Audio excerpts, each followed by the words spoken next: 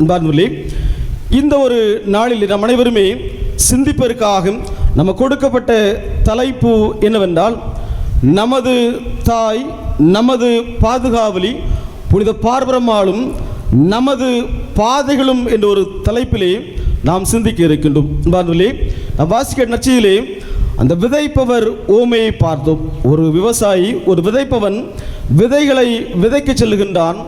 ஒரு சில விதைகளானது வழியோரம் விழுகின்றது, ஒரு சில விதைகளானது பாறை நிலத்தில் விழுகின்றன, ஒரு சில விதைகளானது முட்செடிகளுக்குள்ளே விழுகின்றது, ஒரு சில விதைகள் நல்ல நிலத்தில் விழுந்து அது நல்ல ஒரு பலன் கொடுத்ததாய் நம் விழத்திலே வாசிக்க கேட்டோம். அன்பார்ந்தவர்களே, இதே போன்றுதான் இந்த காலகட்டத்திலே ஒவ்வொரு மனிதர்களுமே வெவ்வேறு விதமான வாழ்க்கை பாதைகளை தங்கள் வாழ்க்கையில் தேர்ந்து கொள்ளுகின்றார்கள்.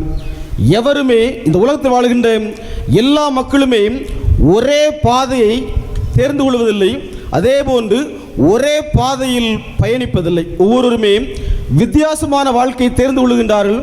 அதே போன்று ஒவ்வொருவருமே புது புது பாதையில் பயணிப்பதை நாம் பார்க்கின்றோம்.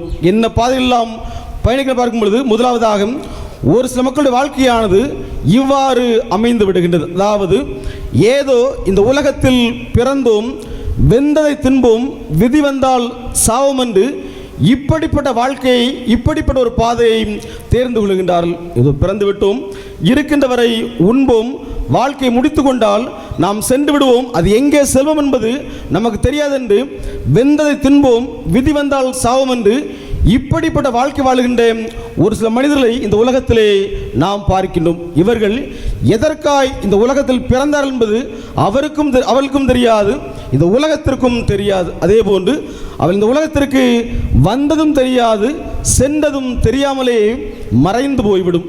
இது ஒரு விதமான வாழ்க்கை, ஒரு விதமான பாதைகள். அடுத்ததாக இன்னும் ஒரு சில மக்களை பார்க்கும் பொழுது, இவர்களை பொறுத்தவரை இன்பம்தான் எல்லாம் என்று இன்பத்திற்காய், சந்தோஷத்திற்காய் வாழுகின்ற மக்களை இந்த உலகத்திலே பார்க்கின்றோம். இந்த நவீன காலத்திலே இப்படிப்பட்ட ஒரு மனநிலைத்தான் பெரும்பாலும் இளையோரிடம் காண முடிகின்றது. இருக்கின்றவரை மகிழ்ச்சியாய் சந்தோஷமாய் வாழ்ந்து மடிந்து விடுவோம், நாளை என்ன நடந்தால் என்ன என்று வெறுமனே இன்பத்தை மட்டுமே தேடுகின்ற ஒரு கூட்டத்தை இந்த உலகத்திலே பார்க்கின்றோம். இது இன்னொரு விதமான ஒரு வாழ்க்கை.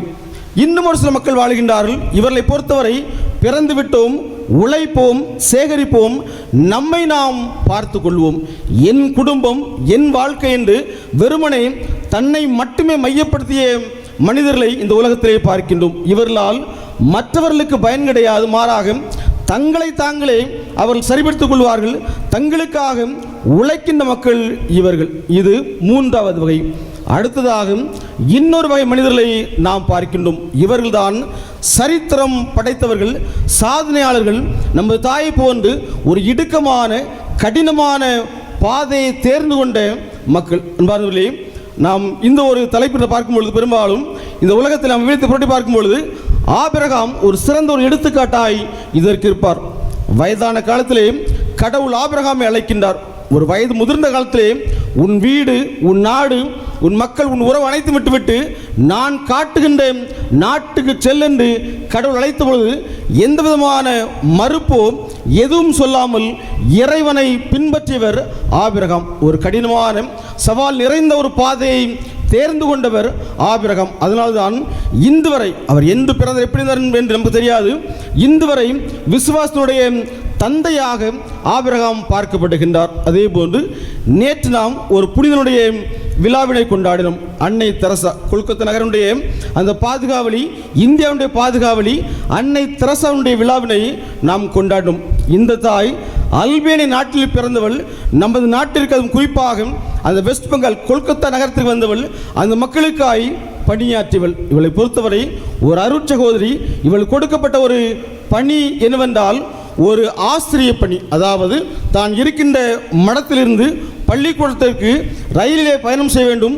ஒவ்வொரு நாளுமே ரயிலில் பயணம் செய்து மாணவர்கள் கற்றுக் கொடுத்து விட்டு மீண்டுமாக தான் இருக்கின்ற கன்னியர் மடத்திற்கு வர வேண்டும். இதுதான் இந்த தாயினுடைய ஒரு பணியாய் இருந்து வந்தது. ஆனால் ஒவ்வொரு நாளுமே அந்த ரயிலில் பயணம் செய்யும் பொழுது சுற்றுமுற்றும் பார்க்கின்றால் கஷ்டப்பட்ட ஏழை குழந்தைகளை தூக்கி வீசப்பட்ட பிஞ்சு குழந்தைகளை, தொழுநோயால் பாதிக்கப்பட்ட இந்த மக்களை எல்லாம் ஒவ்வொரு நாளுமே இந்த தாய் உற்று பார்க்கின்றாள்.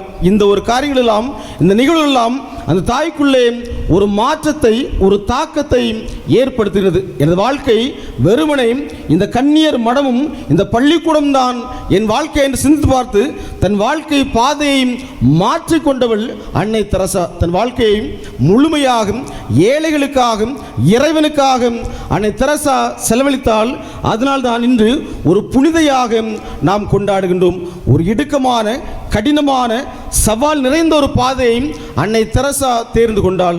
அதே போன்று நாம் விழா கொண்டாடுகின்ற நம் தாய், நம் பாதுகாவலி இந்த புனித பார்பரம்மாள் 3ஆம் நூற்றாண்டு புனிதை இன்று வரை உலக மக்களால் கொண்டாடப்படுகின்ற ஒரு மிகப்பெரிய ஒரு புனிதையாக இந்த தாய் விளங்குகின்றாள். ஏனென்றால் ஒவ்வொரு முறையுமே மழை பெய்யும் பொழுது, இடியும் மின்னலும் வீசும் பொழுது மக்கள் சொல்லுகின்ற வார்த்தை, இடிமின்னல் பாதுகாவலி புனித பார்பரம்மாளே எங்களுக்காக வேண்டிக் கொள்ளும். எல்லா மக்களுமே இடி இடிக்கும் பொழுது, மின்னல் வீசும் பொழுது நினைக்கின்ற ஒரு தாய் இந்த ஒரு பார்பரம்மாள். அந்த அளவிற்கு நாம் நினைவு கூறுகின்றோம், கொண்டாடுகிறோம் என்றால் இந்த தாய் தேர்ந்து கொண்ட ஒரு கடினமான, சவால் நிறைந்த ஒரு பாதையினால்தான் இன்று வரை இந்த தாய் கொண்டாடப்படுகின்றார்.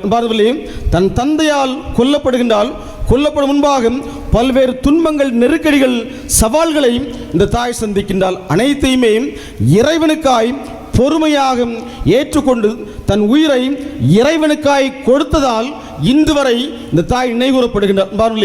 இதே போன்று நமது வாழ்க்கையிலும் ஏதோ பிறந்து விட்டோம், வெந்ததை தின்போம், விதி வந்தால் சாவம் என்று வாழ்ந்தால் நிச்சயமாக ஏனோ தானோ என்ற வாழ்க்கை தான் நாம் வாழ்ந்து கொண்டிருப்போம். ஆனால் நமது தாயை போன்று நாம் நினைவு கூறுகின்ற, நாம் கொண்டாடுகின்ற இந்த தாயை போன்று வாழ்க்கையிலே ஒரு கடினமான, சவால் நிறைந்த ஒரு பாதையை தேர்ந்து கொண்டால் நிச்சயமாக நம் வாழ்க்கையை எதிர்கால சந்ததி நிச்சயமாக நினைவு கூறும். அது கண்டிப்பாக ஒரு சாதாரண ஒரு காரியமாக இருக்காது. ஏனென்றால் நாம் கடினமான ஒரு பாதையை தேர்ந்து கொள்ளும் பொழுது அதில் நெருக்கடிகள் இருக்கும், சவால்கள் இருக்கும், ஏமாற்றங்கள் இருக்கும், விமர்சனங்கள் இருக்கும், அதே போன்று துரோகங்களும் இருக்கும். எனவே ஒரு நல்ல ஒரு வாழ்க்கையும், ஒரு பொதுவான வாழ்க்கையும், இறைவனுக்காய் வாழ்கின்ற வாழ்க்கையும், மற்றவர்களுக்காய் வாழ்கின்ற வாழ்க்கை கண்டிப்பாக விமர்சனங்களும் ஏமாற்றம் நிறைந்த ஒரு வாழ்க்கையாகத்தான் இருக்க முடியும். தாமஸ் ஆல்வா எடிசன் இந்த மின்சார அந்த பல்பை கண்டுபிடித்தவர்.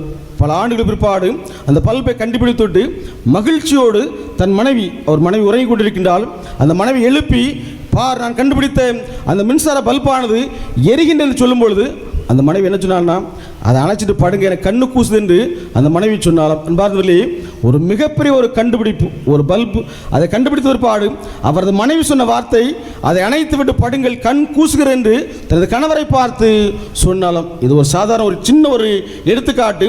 ஆனால் இறைவனுக்காய், மற்றவர்களுக்காய் வாழும்போது கண்டிப்பாக மிகப்பெரிய ஒரு நெருக்கடிகளையும் சவால்களையும் நாம் சந்திக்க வேண்டும். ஆனால் என்னதான் நடந்தாலும் என் ஆண்டவர் பார்த்து கொள்வார், என் தாய் புனித பார்பரம்மாள் என்னை வழிநடத்துவாள் என்று நம்பிக்கையோடு வாழும் பொழுது அந்த கடினமான, சவால் நிறைந்த ஒரு பாதைகளும் கூட ஆசீர்வதிக்கப்பட்ட ஒரு பாதையாக நமக்கு மாறும். எப்பொழுதுமே ஏனோ தானோ என்று வாழ்வதை விட இறைவனுக்காய், மற்றவர்களுக்காய் வாழுகின்ற ஒரு அற்புதமான ஒரு வாழ்வை வேண்டி இந்த கல்வாரி திருப்பலியில் இணைந்து ஜெபிப்போம். ஆமென்.